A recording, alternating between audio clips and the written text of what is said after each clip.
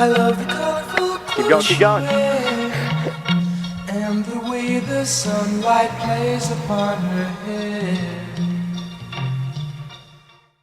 Track and field is a sport that combines various athletic contests based on the skills of running, throwing, and jumping. The task required us to present a multimodal evaluation of a 5-week-long program in which we designed based on our knowledge of components and fitness and training principles, and then undertook. The event that I selected is the 1500 meters. This is mainly due to the fact that it is most suitable to my strengths and that I have prior experience within the event. This presentation will include requirements for the event, the principles of trainings that were considered in the program design, an evaluation of the pre-written 5-week program, justification for the changes I made during the 5 weeks, and improvements which I could make for the future. Somatotypes are the 3 different physical categories a human body can have. There is ectomorphy, mesomorphy, and endomorphy. The 1500 meters requires a mix of an ectomorph and mesomorph. This is because the lean and thin aspects of an ectomorph are required, so the amount of weight carried around whilst running is limited, and the strong/muscular aspects of a mesomorph to increase the overall strength of the runner. The 3 energy systems are the adenosine triphosphate/creatine phosphate system, the lactic acid system, and the aerobic system. The dominant energy system for the 1500 meters is the aerobic system. This is due to the fact that in the 1500 meters, the relative energy contribution is 75% aerobic, 22% lactic, and 3% input from the ATP-CP system. This will mean the majority of my program will involve aerobic-specific training. Examples of aerobic-specific training include steady-state runs, a continuous run that is around 60% of maximum heart rate, lactate threshold runs, either a continuous run or intervals which are slightly below the point where the body starts producing more lactic acid than it can get rid of, which is around 75% of maximum heart rate, and long intervals, ranging from 400 meters upward and usually consist of high volume reps within minimum rest periods, anywhere above 80% of maximum heart rate. The 3 types of muscle fibers are fast twitch fibers, slow twitch fibers, and intermediate fast twitch fibers. Fast twitch fibers contract more forcefully and fire through the anaerobic system, but only last for a short period of time. Alternatively, slow twitch fibers use oxygen through the aerobic system to fire and contract more slowly over a longer period of time. Intermediate fibers share many characteristics of slow twitch fibers, yet contract more forcefully, making them very suitable for the 1500 meters. The major components of fitness for my event include aerobic capacity, muscular endurance, and speed endurance. Aerobic capacity is the ability to produce energy aerobically and use it to perform tasks for extensive periods of time.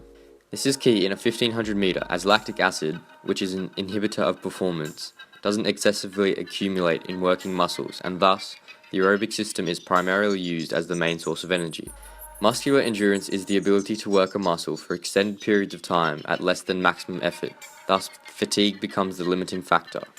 The importance of muscular endurance in the 1500 meters is for the maintenance of speed while avoiding being over-fatigued, and also the power for running at a high pace often involved in races.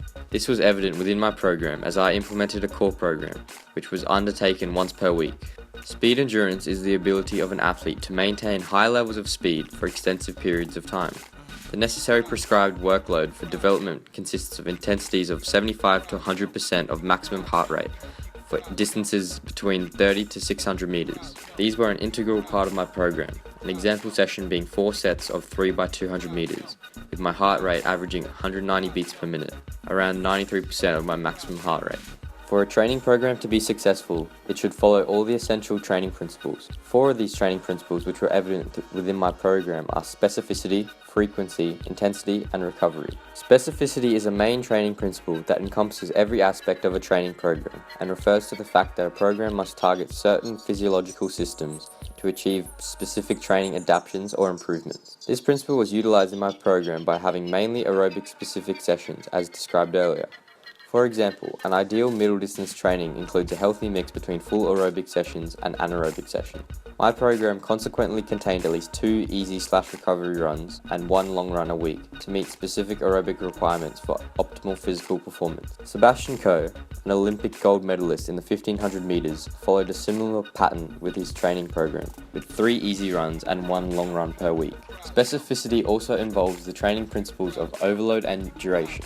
Overload is a training principle that states that to observe improvements, one must train at a level greater than their existing capacity. This was evident within my program, with each week becoming more progressively intense in terms of workouts I undertook, as well as the overall mileage. Duration involves the length of the program. For improvements to be successful in the long term, a proper aerobic base should be established first before starting high-intensity training. This is known as periodization and is vital because a much lower maximum peak would be reached without a solid base of fitness. It generally takes 8 to 12 weeks as a minimum to build an aerobic base, although it can take years for it to become well developed. Fortunately, I had previously been training for running cross country, and thus my state of fitness was at a level where it was optimal to move to the phase of high intensity training. Frequency is the number of sessions undertaken throughout the week, and it was a training principle that was considered whilst designing my program. It is recommended to improve aerobic capacity for runners. A minimum of 3 to 5 sessions would suffice, with 6 to 7 sessions being ideal.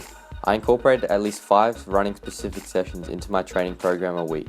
This number was restricted as I was also training for cross country, which fundamentally consisted of aerobic sessions. Also, the program interfered with the competition season, meaning that the number of sessions were reduced during weeks which required tapering for racing. Furthermore, intensity is the difficulty of each session and is arguably the most important training principle. Intensity is crucial within the 1500 meters, as undertraining will hinder progress and overtraining could cause injuries or burnout. Intensity can be measured a number of ways, the easiest and most accessible being heart rates. Over the course of the unit, I took a number of heart rates during different sessions to observe the intensity of each. Research shows that easy runs should be at 75% of maximum heart rate. With a predicted heart rate of 204 beats per minute, my heart rate for steady runs, 150 beats per minute, were optimal. Hence, I accordingly adjusted my program to balance between low intensity sessions and high intensity sessions. The recovery training principle dictates that an athlete needs adequate time to recuperate from training and/or competition. This was heavily applied throughout my program as I suffered a grade 2 ankle sprain in the 3rd week, which meant my training intensity decreased significantly. However, I was still able to maintain a decent level of aerobic fitness by incorporating non-running rehabilitation activities such as cycling and swimming. Also, I implemented a flexibility program, which not only helped with my recovery from my ankle, but also improved my overall flexibility. There is anecdotal evidence which suggests that stretching of important muscles have a positive effect as it can reduce the risk of injuries and aid in a quicker recovery time. Despite not having a physical time for my post-test, it was evident that my program was unsuccessful in improving my pre-test time of 4:45. This was mainly due to suffering an injury early within the program, which set me back. However, leading up to the injury, I feel as though I was progressing well and I would have been set to see an improvement on my pre-test time had everything run smoothly. This was evident as my heart rate during easy runs had remained the same, whilst the pace I was running them at went from above 5 minutes per kilometre at the start of the program to 4:48 per kilometre by the end of the 2nd week. Furthermore, my perceived heart rate for my interval session of the week went from 9 in the 1st week to 8 in the 2nd week. Hence, improvements were apparent until the occurrence of the injury. Ultimately, it is evident that my training program proved unsuccessful due to injury and the restricted time frame. Apart from the individual burdens I faced during the 5 weeks, there was also many structural and organisational issues that could be improved upon within the unit itself. The short time frame of the unit does not allow much room for development, as previously mentioned. An improvement would be to have the program last the whole of Term 2, permitting 10 weeks to allow for sufficient progression. Additionally, the lesson times are far too short to include a lot of training that is necessary for an endurance athlete. All single lessons were 40 minutes, which is not enough time to structure a well-designed session. Many times my session had to be cut short because of time constraints, which would have had a significant effect on my overall improvement. It is recommended that at least an hour and a half should be left for time to train to achieve adequate improvement. This allows time to complete the mileage required in the session and also warm up, cool down and other drills or flexibility programs. A proposal to overcome this issue would be to allow for extra time for the sessions to utilise if the period is next to lunchtime or after school. Lastly, the organisation of the program was poor, with 2 lessons being unintentionally interrupted due to teacher sickness and a switch of timetables. Alternatively, there should be prior planning in case of events like these to allow for early restructuring of the program.